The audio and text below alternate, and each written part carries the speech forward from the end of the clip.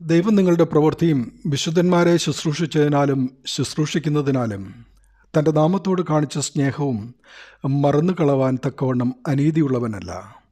Abraham ദീർഘക്ഷമയോടെ ഇരുന്ന് വാഗ്ദത്ത വൃക്ഷം പ്രാപിച്ചതുപോലെ നിങ്ങൾ മന്ദതയുള്ളവരാകാതെ വിശ്വാസത്താലും ദീർഘക്ഷമയാലും വാഗ്ദത്തങ്ങളെ അവകാശമാക്കുന്നവരുടെ അനുകാരികളായി തീരുമെന്ന ശുഭമേറിയതും രക്ഷയ്ക്കുതകുന്നതും താൻ വിശ്വസിക്കുന്നുവെന്ന് പരിശുദ്ധനായ പൗലോസ്ലിഹ എബ്രായരെക്കുറിച്ച് തൻ്റെ ലേഖനം 6-ാം അധ്യായം 9 മുതൽ 15 വരെയുള്ള തിരുവചനത്തിൽ പറഞ്ഞിരിക്കുന്നത് പുതിയ നിയമവിശ്വാസികളായ നമുക്കും ബാധകമാണ്.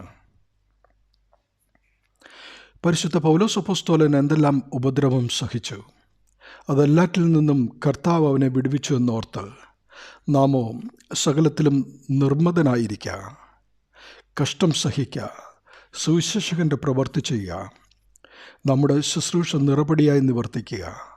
അതുപോലെ തൻ്റെ ഉപദേശം, നടപ്പ്, ഉദ്ദേശം, വിശ്വാസം, ദീർഘക്ഷമ, സ്നേഹം, സഹിഷ്ണുത എന്നിവയും പിന്തുടരുക എന്ന് പൗലോസ് അപ്പോസ്തലൻ വിശ്വാസികളെ 2 തീമോഥെയോസ് 4-ാം അധ്യായത്തിൽ കൂടി ഓർമ്മിപ്പിക്കുന്നു.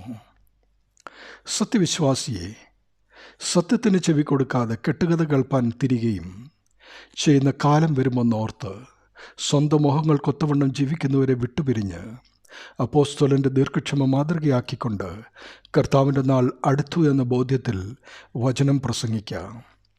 സമയത്തിലും അസമയത്തിലും ഒരുങ്ങി നിൽക്കുക. സകല ദീർഘക്ഷമയോടും ഉപദേശത്തോടും കൂടി ശാസിക്കുക, തർജ്ജനം ചെയ്യുക, പ്രബോധിപ്പിക്കുക. കർത്താവ് ഗംഭീരനാദത്തോടും പ്രധാന ദൂതൻ്റെ ശബ്ദത്തോടും കൂടെ വരുമെന്നോർത്ത് സമയം തക്കത്തിൽ ഉപയോഗിച്ചു കൊള്ളുക. മുടിയനായ പുത്രൻ്റെ തിരിച്ചുവരവ് പോലെ തിന്മകളെ ഉപേക്ഷിച്ച് പിതാവിനുള്ളതിലേക്ക് മടങ്ങി വരിക. ദീർഘക്ഷമയോടെ നമ്മെ കാത്തിരിക്കുന്ന സ്നേഹവാനായ ഒരപ്പൻ നമുക്കുണ്ടെന്ന് ഓർക്കുക. ദൈവനാമം മഹത്വപ്പെടട്ടെ. ആമീൻ.